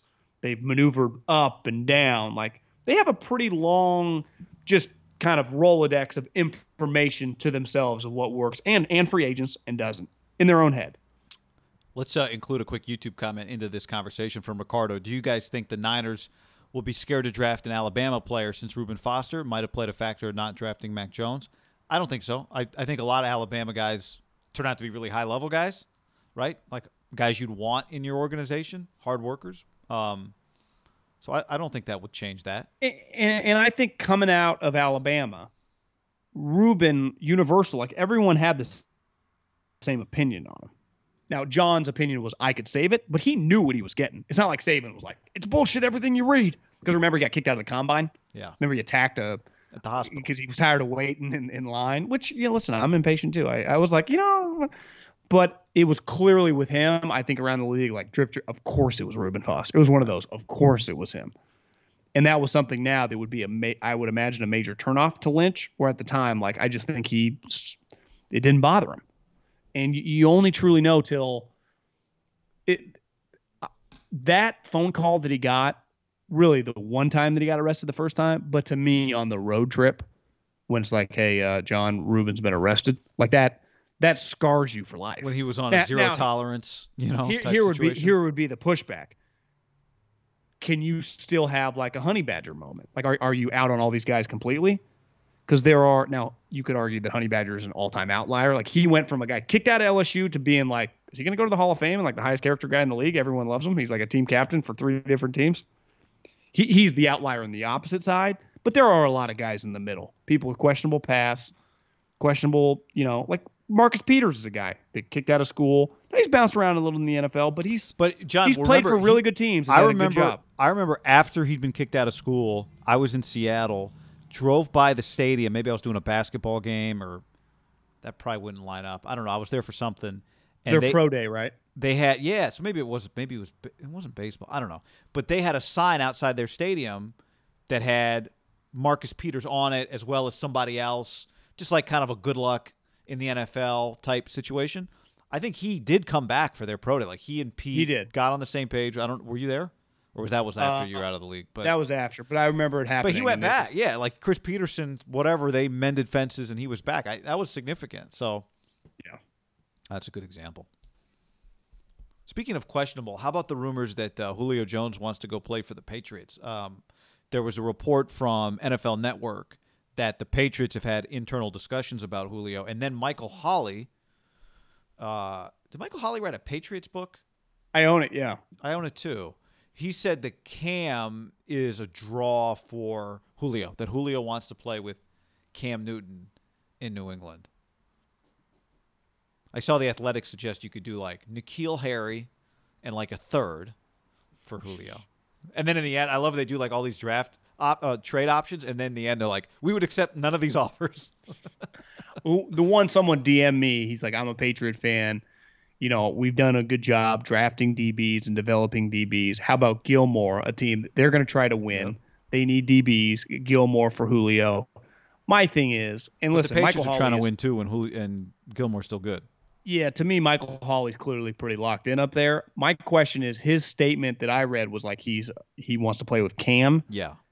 That to me, Julio I think is famously kind of like, he's able to say this when you're Julio and you've accomplished a lot, but he's like Trevor Lawrence. Like, I don't watch football. Like, I'm not that I like playing, but I'm not like a football junkie. And you're Julio. I was like, oh yeah, whatever. He's not that into it. You know, he shows up and he's fine. It looks like he's into it when he plays. So cool. Yeah, and Trevor said it was like red flag, but so if he like does his camp, like maybe we just send you some cut ups. You watch a couple clips of Cam. I also saw in Roto World that Cam had gone to work with someone to try to get back to his fundamentals, even though he's never had great fundamentals. But to me, the issue with Cam watching him last year was like he'd always had a weird release. If his shoulder was messed up, and I remember people in the NFL, like when he was out there and anyone could have had him, but even before Bill signed him like last year for $500,000, the worry in league circles was not like, remember he had a bad foot and he had a bad shoulder. And people were like, yeah, we think the foot's going to be fine. And it was clear, like his foot, Cam could still move, right? Cam, he was pretty dynamic with his feet. They thought his shoulder made people very nervous. It was never going to be the same. I think it's fair to say if you watched him, you went, is it ever going to be the same? Now, Bill brought him back, right? I know Bill's a little desperate and didn't have that many options, but like, wouldn't he have just signed Fitzpatrick? Like, I have a hard time thinking if Cam's shoulder was screwed, they would know that and he would just move on. Like, they must think that like he'll be okay. He just might be an erratic guy, which he's always been. A couple SEC guys, 8 touchdowns, 10 picks last year. I could see them just running in similar circles, maybe crossing paths, and just, pretty badass big motherfuckers liking each other. Yeah, I mean, maybe he thinks the team's going to be good. Maybe he doesn't actually. Maybe he just wants to play with Cam, and he's not too worried about winning a championship. Maybe Cam's recruiting him. Maybe Cam's recruiting him. Maybe he believes in Cam. Maybe he just wants to try to. Maybe he's tired of listening to several weeks of the Falcons going to trade him. The Falcons are going to trade him. The Falcons are going to trade him, and he wants to get some of his rumors out there and maybe create a little bidding and have some control over the situation. I mean, he is under contract, but I also would imagine, you are going to want to know, is Julio going to try and hold out and get an extension before he comes here? And so Julio might have a little power here, a la Trent Williams, right? I don't know how many Atlanta Falcons are in the Hall of Fame, but Calvin Johnson got in. And there's stats I have to. I mean, obviously he retired early. Calvin Johnson's a Hall of Famer. I don't know if he made it. He's in a Super Bowl. He's in a certain Hall of Fame. To me, Julio is. I know Dion's probably the most famous player ever, but really he left and became famous like the Niners and the Cowboys. I mean, I know he was famous on the Falcons, but is Julio the Falcons' most prominent player in our lifetimes? It feels like he is, and they're not exactly. I'm with you. Like, they're just, we're going to trade him. We're going to trade him. Like, is this really how you treat great players? And I know new administrations don't care, but if I was Arthur Blank, can we just quiet this talk? Remember how the Carolina Panthers did Cam? It's like, guys, to me, you treat your legends a little bit differently. Like, come on, guys. Let's just, if you're going to trade him, trade him. If you're not, stop fucking talking about it. If I was Julio, I'd be a little perturbed. Like, guys, I've given you everything. You're just going to talk about me like this? Yeah, I think part of it, right, is that it has to be post June 1. And so it just kind of lingers for a while. It's a little out of their control. Also, they've made calls, and you're not going to pull the trigger in like April, but it's the conversation has been going for a couple months. There's nothing else to talk about. But I could just, if I was in Julio's shoes, like when you're living it, you don't really, you just be pissed off. Like, are we serious right now? Yeah, I could see if you're him. By the way, the Falcons on their website have a slideshow of Falcons busts in the Hall of Fame. It's 8 total people. Bobby Beathard is one of them. Eric Dickerson, who spent 4 games as a Falcon in 1993, is one of the people in their slideshow. Chris Dolman, who I don't think spent much time, 2 years in Atlanta. Okay, that's better. It wasn't his last year in the league like it was with. So it's a pretty weak list. It's a pretty weak list for the Atlanta Falcons. Yeah. Well, because Matt Ryan probably ain't going in, right? I'd say if his career ended today, yeah. Chris Dolman, yeah, I mean, he spent the majority of his career with the Vikings. Superstar pass. Yeah, I mean, Chris Dolman was a Niner for a little bit. I'll give him credit for Dion, right? They drafted Dion. Remember that draft? It was like they let him play for the Braves. Wasn't it like Aikman? I forget the order, but Aikman, Barry Sanders, Dion. I just remember it being like the 4 of the 5 picks were like Hall of Famer, Hall of Famer, Hall of Famer, Hall of Famer. I think it was 89 NFL draft. That was the Tony Mandridge draft because that guy was on the cover of SI. Yeah. Derek Thomas. Did you say Derek Thomas? Yeah. 4 of the 5 top 5 Hall of Famers. Pretty good draft. Yeah. And Steve Atwater went 20. But yeah, I mean, look, part of this has to be. I would imagine Julio's agent has a pretty good idea of. I know like somebody the other day, the Niners had the best odds to get him in some sports book. Is that based on intel or is that just based on what people would bet on? I would imagine, Niner fans, they'd be pretty active on that one. Just people have been following the Niners. Feels like Kyle Shanahan a fit. There has to be some stuff you just don't know. Like the books had no clue Phil Mickelson was going to win the PGA. Like they might just not know. Yeah, but that one's total chance, right? This one they would have an idea, maybe potentially. The agent would know who's interested, who's not. I wonder if like the Patriots are the best team among teams that are actually seriously interested. I don't know. Now, like you and I have talked about, wouldn't be shocked if the Rams are interested. Wouldn't be shocked if the Niners are interested. Wouldn't be shocked if the Seahawks are interested. Wouldn't be shocked if the Colts are interested. You would think there's some pretty interested teams. Packers. Yeah, but maybe he doesn't. Maybe there's just a variety of things that he doesn't like and goes, no, I think we can be good. I think Cam, while not MVP Cam, is going to be better than 8 touchdown, 10 interception Cam. And I could go play for New England. I mean, maybe he likes Saban, likes Belichick. We know he can play for that kind of guy, right? So it'd be a big moment. Belichick gets rid of N'Keal Harry. He gets Julio Jones. That'd be pretty crazy if Julio Jones. Pretty good pivot. Patriots. It would be wild. And here's the other thing. You're Julio Jones. You think, I can help. If you're him, you're like, of course Cam threw 8 touchdowns and 10 picks. Look who he was throwing to last year. Yeah. Now we got these tight ends. I'm there. Like, yeah. What would be the sweeter Alabama connection? Tua to Waddle or Mac to Julio? Mac to Julio. I can't even imagine when you walk in Alabama's, like, where their sweet stuff is, their NFL players, the amount of just every kid is going to know 90. Sometimes you go into some of these facilities, you're like, what's that guy? He's like, you got 3 offensive linemen went in the top 3 rounds in the last 6 years. Yeah, we had between first and second team All Pros, we had 6 guys on offense at all the same position. There's all receivers. If Mac or Tua turns out to be a really good NFL quarterback, they're pretty set. I mean, they obviously already are. But I'm just Alabama, you mean? Yeah, having like a sweet quarterback to go along with all the other positions. I bet all these guys playing in Madden, like Derrick Henry's become a pretty big superstar, right? I mean, he's rushed for like $2,000 a year. Yeah. Like having a sweet running back is a pretty big, like just a guy a bell cow who just is sweet. As a video game player, you always wanted it. Like a running back was equally as important as a wide receiver. There's no better combo though, as a guy that's big enough to run through people and fast enough to run away from people. Yeah. But as it relates to this, you're right. I mean, to me, that it's Michael Holley. It's not nothing. Yeah, I think there's smoke there, and I guess there's fire there because there's smoke coming out. If you're the Niners, would you want him to go there as opposed to like having him on the Rams or the Seahawks? To me, you do not mind him going to the Colts or the Patriots. You do not want him on Seattle, LA, or to be even Green Bay. You give Julio to Green Bay. I mean, you don't mind him going to Green Bay if they trade Rodgers, but they will not trade. Yeah, no, you wouldn't. You would do that for Aaron. Or unless you're just come out very spiteful. Wait till you see Jordan Love with Devontae and Julio. And he's airmailing. That could be a disaster. Actually, that could make it look worse, right? It could make it look worse, yeah. I don't think we're at risk of that. But I'd love to see him on the Patriots. I think that'd be great. John, before we get on, we got some mini mailbag stuff to get to and some YouTube comments to address. Let's tell the people about TrueNiagen.com/ham. That's TrueNiagen.com/ham. True Niagen fuels the body's energy engines, maintains cellular metabolism, and even supports heart health. With 11 published human clinical studies and backed by Nobel Prize winners, True Niagen is a supplement that's clinically proven to best boost NAD levels, an essential coenzyme required for cellular energy and repair. Yeah, I know this guy. I used to feel drained. I went to the Stairmaster yesterday for an hour and 30 minutes. I just put on golf, and I just went and put on the headphones. I swear. An hour, 90 minutes? 90 minutes. Now, That's I a Greg held, Maddux sometimes start. I'd lean over. Yeah, it was no joke.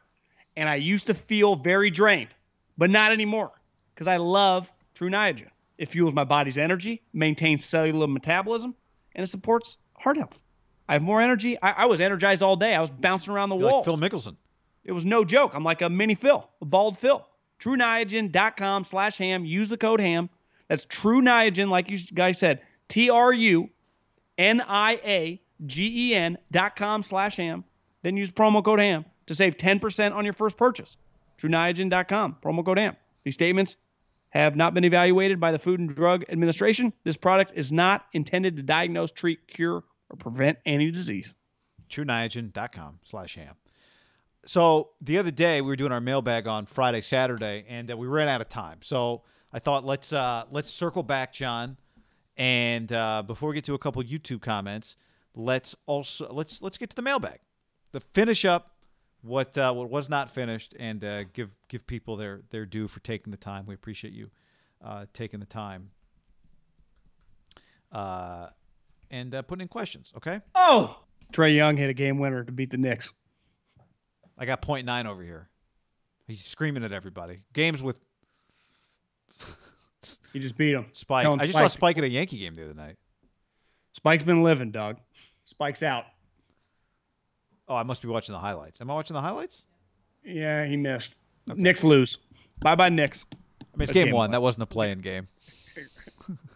All right, John, here we go. I like single elimination. A few leftover mailbag, little mini mailbag is what this is. A little mini mailbag. And let's begin here with NC State. It says, please rank the top 10 Super Bowls based on entertainment value. It's not a deep dive. It's just one Google search. You started to get defensive before we even said we wouldn't do the top 10. It's not a deep dive. It's a Google search. Do the last 10 if that's too much. I appreciate that. NC State, thank you for the for the 5-star review. Rank the last 10 Super Bowls based on entertainment value. Well, I think it's hard to do the 10. I mean, let's just do think in the immediate future. 2 of the last 3 were terrible, right? I mean, this year's was bad. The Patriot Rams one was pretty terrible too. I would say those 2 were bad. I think you got to go last 10 years, because if you do last 5, then you leave out Seattle beat New England, which to me is number 1. Seattle beating New England? I'm sorry, New England beating Seattle. You'd put that over 28-3? Yeah, because the problem with 28-3 was incredible, but it wasn't. It was 28-3 at one point. Like you said, based on entertainment value. That means I was bored for 3/4 of that game. It's pretty remarkable, though. It's amazing. I personally, to me, my most indelible Super Bowl memory is knowing that Marshawn Lynch was going to score a touchdown, and then they didn't give him the ball. That's the height of... Malcolm, get in there. The NFL films of them getting Malcolm Butler in the game. Yeah, that's You're right. But you could... No, look, 28-3 is 28-3. Like...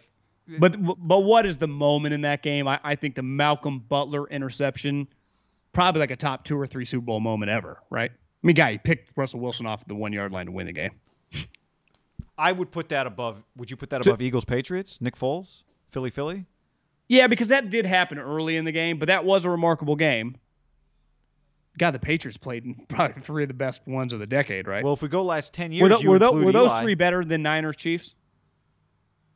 It's a good question. I mean, Wasp. Emmanuel Sanders. Because the Seattle Bronco game sucked. The game I went to, Broncos Panthers, kind of sucked. Yep. The Rams Patriots sucked. This year sucked. Ravens Niners was kind of like 28-3. It like sucked and the lights went out and then it was good. The difference is that I never really felt the Niners were going to win, even though I guess they were on the 10-yard line. What was that the year after Niners Ravens? Seattle? Yeah, Broncos. Seattle Broncos blowout. So I'd say that the top 4 would be in some order. Probably Seattle 1, this Malcolm Butler pick 1, 28-3 or Eagles, 2-3. Niners Chiefs was pretty good. Just a solid throughout Super Bowl. Yeah. But those three are well above Niners Chiefs.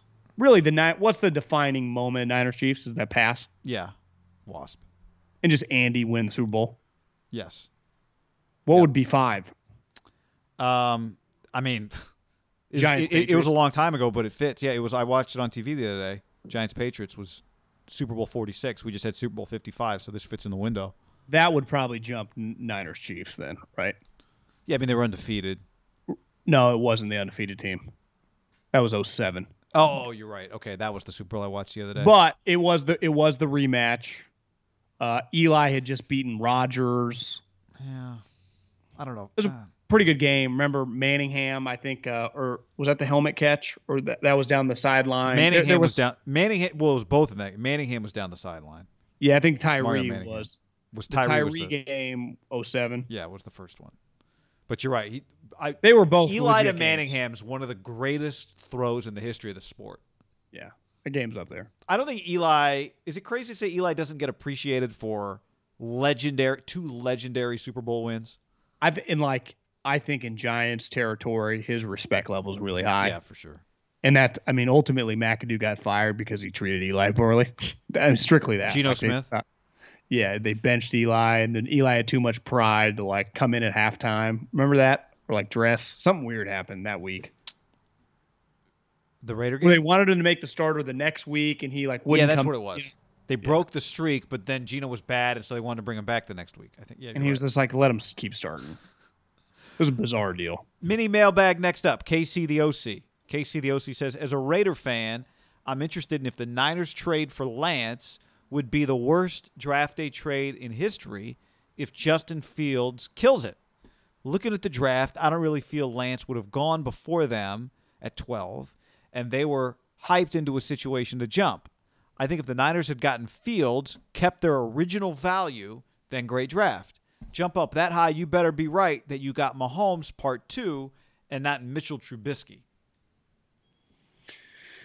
Yeah, I mean, I don't think they could have got either guy at 12. We know they couldn't have got Fields at 12, right? Yeah, he went 11. I think Trey Lance, no chance, makes a pass, 6 or 7, someone's taking him. But that's the hypothetical. The question is, if Fields turns out to be a star, is this one of the worst draft day trades ever? It just depends how good. If Lance is Trubisky, yes, it's one of the biggest disasters in the history of the league. If Lance is Deshaun Watson, but Fields is Mahomes? I think you live with that pretty well. I think you're pretty good with that. If Lance is Trubisky, if you get the equivalent of what Trubisky gave the Bears, it's a bigger disaster than it was for the Bears given what you gave up, right? Yeah. For as bad as it was for the Bears, they went from 3 to 2 times 5. What would you say? I mean, it's just so. Is he really going to be times 5? It's like it was. They passed on Mahomes. See, you believe he can't suck. I do not believe that. No, I'm not saying he can't. Trey Lance? He can't just look terrible. I'm not saying he can't look terrible. I'm just saying Trubisky, it wasn't just Mahomes. It was Mahomes and Deshaun Watson. Yeah. So that's where it's hard for me to go. It's that times 5. It can't be Trubisky times 5. The crazier thing with Watson is they played in the same conference, right? It'd be like if there were 2 FBS players. Right. And you're like, we took the dude from South Dakota State over. It's like you took Deshaun Watson. He just beat Saban. You took Trubisky, who was a 1-year starter. Yeah. It was bizarre. To me, Mahomes, I give kind of everyone a pass on. The Watson thing, they evaluated Mitch Trubisky was a better NFL prospect than Deshaun Watson. That's pretty crazy. But we don't talk about, I mean, it's kind of weird because Goff had a good year and Wentz had a great year. They're both gone. We just talk about the fact that it didn't work out for those guys. We don't talk about what you traded up to get them. I think when you make a big trade up for a guy and it doesn't work, it's these trades usually think of the last several guys that have been traded up for. Wentz, it kind of worked out for the Eagles, so he didn't get totally crushed, right? I think the 2 guys that have really worked out were Watson and obviously Mahomes. Most of them have gone well. To me, if you miss on that. Well, even RG3 is an example, right? Again, it's complicated because he was the rookie of the year. But in the end, the failure was that he's not your starting quarterback. It's also a failure that you traded a lot for him. I do think they got a little credit as they just have it stock that Cousins was there. Well, the other thing was the problem with Trubisky never looked as good as RG3 looked. No. Well, I just think the gap between here's where Trubisky did get compared forever with those other two guys. He is going to get compared specifically to Justin Fields just because I think physically they're similar, right? Mac, no one wanted Mac. Yeah, and two other guys went ahead of him. That's a whole other thing. For the Niners, the guy is Fields. Yeah. On YouTube, East Bay Chris says Tyree was the helmet catch. Yeah, so no, I know. That was the great catch. The Manningham play, though. Down the sideline. That's the great throw. Really, when you think about it, to the point, though, Tyree, which we agreed was 07, right? Yeah, helmet. Wasn't there another throw in the second? I thought there were Patriots 3 game? throws, yeah. There was the Tyree throw, and then there was 2 throws, I thought. Was there a touchdown throw in the second Super Bowl from Eli that was incredible? There was a touchdown throw, the game winner to Plaxico in the first one that I remember in the corner of the end zone. Yeah, that's in the left corner. But that wasn't easy. That was Plaxico, that Burris, touchdown. What's the play? What was the catch that Edelman made that's so legendary? Was that against the Falcons when they were coming back? Edelman was against the Falcons. The ball gets deflected up in the air, and he goes down and picks it off the ground. You know, an underrated Edelman play that I watched last 6 months was the punt that barely missed his finger or knee or foot against the Chiefs. Yeah. That would have just been a disaster. Then, like 2 plays later, I think they score. It was just should have touched them. It didn't touch them. That play was crazy. Edelman's been a part of some crazy shit. I'm just going back here on the. Yeah, there's not really a. Now, there wasn't really a touchdown throw in that second. Maybe it's the first Super Bowl we're thinking of where he had a sweet touchdown throw. Eli. But you're right. There's a third throw we're not thinking of. Yeah, I can't remember it. But Eli's made some throws. No, it wasn't. There wasn't a touchdown throw. So there's just some other throw. Maybe it was over the middle. Maybe it was the Tyree catch we were thinking of. I don't know. I feel like there was something else. Someone will come up with that. Did we finish answering that question? Yeah. No, it can be an absolute disaster, and that's what Casey the OC is rooting for. As a Raider fan, I'm very interested in the failures of Justin Fields. I appreciate that. And Trey Lance. All right, this is from PJ1531. Curious your thoughts on the looming quarterback competition and the eventual takeover by Trey. What do you think the vibe is from the rest of the team during offseason training camp? Some guys rooting for Jimmy to bounce back, others rooting for Trey to come out swinging and take the job sooner rather than later. These guys should be smart enough to see that Jimmy's ceiling is capped and that Trey's ceiling seems like it has the capability to shoot through the roof. Also, I'm digging this YouTube grind. Only problem is it's tough to lock in on the live shows uninterrupted. I got no patience to wait until after work to listen to it and need it ASAP. Problem is I'm a CHP officer in the South Bay, so I got to pause for every ticket I write, so I'm always a little behind on the live recordings. Keep killing it. So if you get pulled over by PJ1531 and he's like, about to give you a ticket, you got to give him the secret code, which is promo code HAM, and then you get out of the ticket. So anyone that gets pulled over in the South Bay, say promo code HAM, and maybe we could unmask this Ham fan down driving CHP. That'd be incredible. What was the question? I don't know. I wasn't really paying attention, to be completely honest. Do you think the guys on the Niners are rooting for Trey or gotcha based on his ceiling?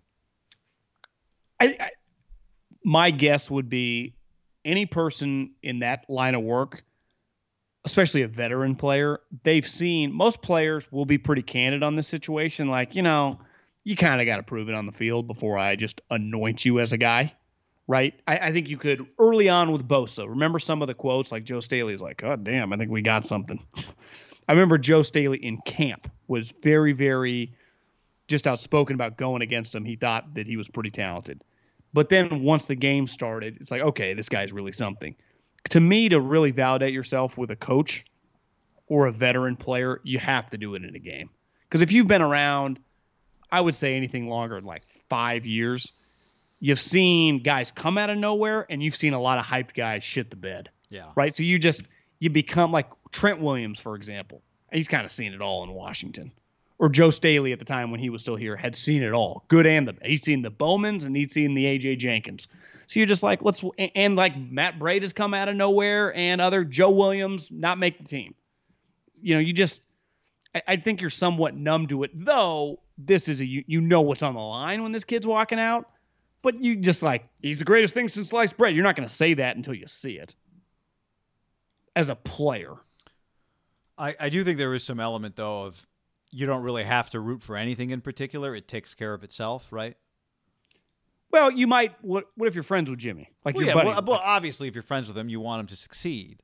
But I think sports is filled with people that you like and people that you don't like. And once you start the competition, it doesn't really matter which one you like and which one you don't like. It's about who's going to help us win. When I think if you're a guy on an NFL roster in any situation, and you went to, it would still ring true at North Dakota State, but if you went to a Power 5 school or just Division I school, Nevada, Fresno State, right, UCF, every single year, 85 scholarships in Division I football. So that's non-Power 5 and Power 5. You're bringing in 20 to 25 guys a year, right? More people than even going to come in on a draft class, and several, if you're not the quarterback, are going to play your position. So if you're, at Iowa or at USC or at Texas Tech or wherever, you've seen, by the time you're a junior or senior, because you have to go to college, you've seen class after class come in with several guys trying to take your job. And you eventually become kind of friends with certain guys, not friends with others. Like, just, you're somewhat numb to that scenario, right, in football, just the nature of how you have to come up to eventually, like if you're James Wiseman, they never brought anyone on the team that James Wiseman had to go, this guy's going to start over me his entire life. Where even if you're George Kittle at Iowa, like they brought in Fant and they brought in Hawkinson, right, by his second or third year. And he's just like, God damn, it just never stops. And now with the portal, not that guys couldn't transfer before, but now it's not just freshmen who at least you have a head start on. Now it's guys that are. Well, now it's like Justin Fields and Trey Sermon just show up. Exactly. You're like, what the hell? You've got Justin Fields here? Trey, if you're a running back at Ohio State, you're like, I'm going to be a starter. They're like, hey, James, it looks like we just got this transfer. His name's Trey Sermon from Oklahoma. You're like, what? And that's then all of a sudden you're like, is that an indictment on me? And they don't think I'm good enough? Or is it just a nature of the beast? That's when you need to go somewhere else. Yeah. Or you just beat the guy out. Well, that's what's different about quarterback is there's no. It is a naturally very competitive sport. You don't get to share but it's the most competitive position because you don't get to share carries. At quarterback? Yeah. Yeah. And you are kind of held up to be the leader of the team. Like there's more to it than just being the best player. Trey Sermon and Mozart can just immediately become friends and good buddies. Like, we can do this together. Like, it's really hard for Trey Sermon and Jimmy to be like, we can build this, right? Yeah, for Jimmy to say that to Trey, like, Trey, you and me, baby. Yeah. Between us, I don't want to say anything to anybody else, but we'll go back to last year. It was way different scenario, but what happened in Philadelphia? Shit got weird between the two of them. Because it's like, well, is this guy the starting quarterback? Like, what's happening here? Yeah, yeah. They're not apples to apples situations at all, but you have time and time again guys like, this guy became my rook, and we just became buddies, and we played together for 3 years, and then I eventually got cut, and he became a star. But most times you don't get like Alex Mahomes. It's usually like, yeah, it was a little weird. It's a lot easier for you to develop that when there's no threat of the guy taking your job. Right. Yeah, even like Tua Fitz is on like pretty easy scenario for both. Like, what was Fitz? Even Fitz kind of wore it. Like, this sucks, but Fitz I get it. It's never been like the future of the Miami Dolphins. Yeah. Right. Okay, there were some mailbag questions, John. We can hit a few more YouTubes to tech on real quick. Let's fire through. From Sam, is it possible if Tyrod didn't meet Dr. Needle and played all year, we would have heard nothing about Herbert? No, Herbert was going to play pretty soon. What do you think? Pretty soon? I felt like it, but maybe he wasn't. Maybe Anthony Lynn wasn't going to do it. It was pretty clear watching that Cincinnati game that Herbert should be on the clock. But yeah, I mean, if they started, they didn't even win that much when Herbert got there, but it was clear he was good. If somehow with Tyrod they were 3-3 or something, like Herbert, it would have taken him maybe midway through the season. Now, if Tyrod had started 1-5, 1-6 for sure, but can you imagine if they'd waited till they were 1-6? Like at 1-4, maybe you're right. The decision was made for them, not by their own doing. Like, they didn't let's do this idea. It was forced on them. It's like, what's wrong, Tyrod? I don't know. I just took a needle to the lung. Remember he was out for a little while too? It was like, he's going to be out for a little while. It was like a really serious injury. On YouTube, did you guys see that from 6 Letters? Did you guys see the photo on the Niners website with Lance under center and a little split out Oh, and Kittle split out. He might be getting first team reps already. Actually, for those of you on YouTube, somebody, Dylan, DM'd me this photo the other day and was like, "What do you think?" So, yeah. People love diving into photos the team takes and like. Did you see the photo? I did not. Here, I wasn't. Let me share the screen with you real quick while you make this point. I just think this is an NFL type thing. See it? Yeah, this is not like the Niners are not an outlier in this situation. I do think that the hardcore fans, when you just have situations like this, dive into team pictures and take them and read a lot into them. Like, what is going on? It could be as simple as like Jimmy's back there talking about something else. And they're like, Trey, get it, just very his shoelace broke. Or just they were just rotating. Like George ran in with the 3. Who knows? But it's like, is Trey already with the ones? Trey and George, they building the chemistry. George is sneaky, kind of open-minded. I think you watch him; he's gonna pivot faster than you'd think. He went from being Jimmy's homie to like he will be all in on Trey quick. Now, in fairness, what's he supposed to do? Yeah, what is he supposed to do? Jamie said, "Y'all see McGlinchey gained weight." So this was another photo, I think, from Niners.com. Oh, McGlinchey's looking like me and you. I don't know why I can't size this thing a little better here, but I don't. Have we got an official weigh-in on this to confirm? He looks bigger for sure. He does. I expected. I did expect this to happen. Did he lose? Did Kyle make him lose weight to begin with? Did Kyle want him to be? Did they go into last offseason? Kyle was like, "Hey man, I want you to cut it down a little," and it hurt him. So, is there a better feeling for a guy that's huge, and when you're huge, you're just naturally going to like to eat, when they're like, "We're going to need you to put on 10 pounds." You're like, "Okay, coach, I got you, dog." Honey, I'll take it to work. I'll get to work right now. Probably pretty expensive if you live in the Bay Area with the obscene DoorDash prices. Like they have us like 7 extra charges. Just get a chef. If you just need to order a meal, like you're getting 3 burgers, right? And fries. Yeah. Enrique says, "Can we get some Raider debates?" Yeah. What debate should we be having? Gruden, Mayock, Carr, hot seat. I think if Gruden has like 4 or 5 more years, John, that don't measure up, he could be on the hot seat. But yeah, I mean, when there's topics, let us know what you want us to debate. I saw Derek playing pool basketball a couple weeks ago with Hunter Renfroe and David in Vegas. It looked like his backyard's pretty sweet. Remember the video of the Cars throwing footballs like over the house? Wasn't David throwing a football over the house a couple years ago? Yeah, they're like a mansion in Bakersfield. Dominic says, "Hey there, fellas. Jets need a backup for for Zach Wilson still. Who would you run after if you're Joe Douglas? A play for Jimmy G, Minshew, Foles, just for mentor purposes?" Well, Foles is going to be available at some point soon. So that's post June 1 cut. Foles is, the other thing. Foles, religious guy. I don't know. Sorry, I don't want to make the assumptions on. I don't. Is he Mormon?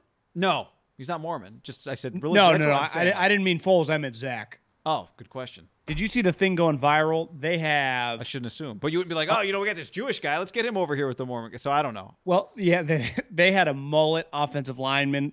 The whole crew, it looked like, went to the Islander game either Friday or Saturday. All the Jets, and one of their linemen, went back to Yari on a beer, and Zach was right next to him. Now, Zach, I didn't see in the video was drinking.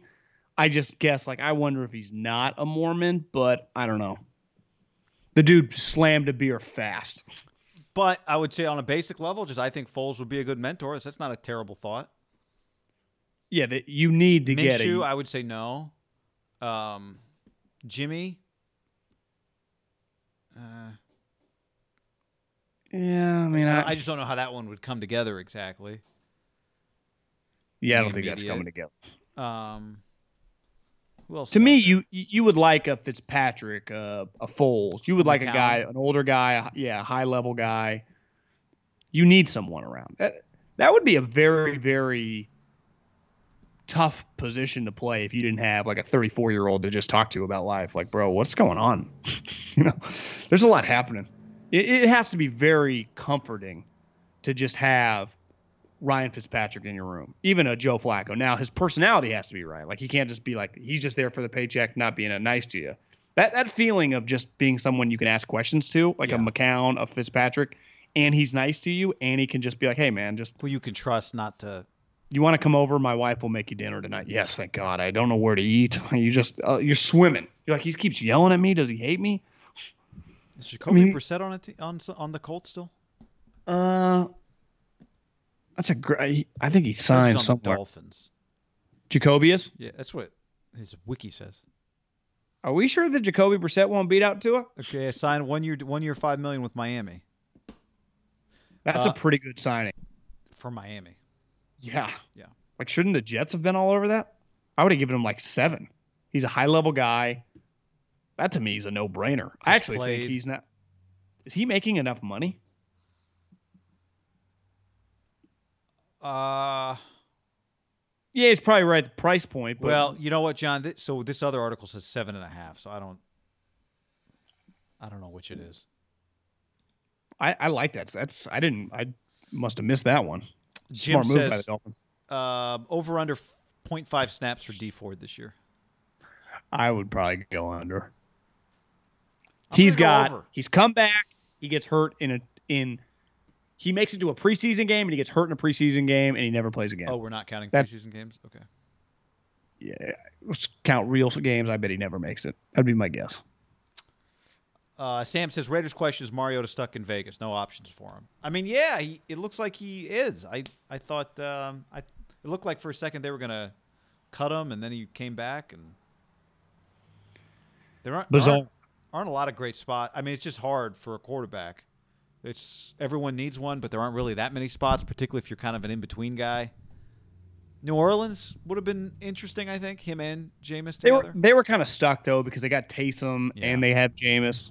Can I read you this Phil quote he must have said in his post-press conference? Okay. I fast 36 hours every week, so I give up all food for a day and a half, let my body kind of reset. It's pretty impressive. That sounds like one of the most difficult things on earth to do. Yeah, I mean, it's 36 hours as like everyone's just like eating chicken. Your kids are just having chicken nuggets. That's impressive. If I was going to do that, I'd have to go by myself somewhere to some other condo I have with nothing in the fridge. I couldn't be around the family. Yeah, I mean, I get in these zones where I can do it for like 12 hours, sometimes like 18, and then it's hard to you fall off. That's impressive. 36? I couldn't go that long. I get too hungry. No way. All right. On that note, thanks for hanging on the YouTube, everybody. Check out the podcast if you're on the YouTube. If you're on the podcast, check out the YouTube. As always, we appreciate when you share it with people. Grassroots. That's always appreciated as well. So, peace. We'll be back on Tuesday. Yeah?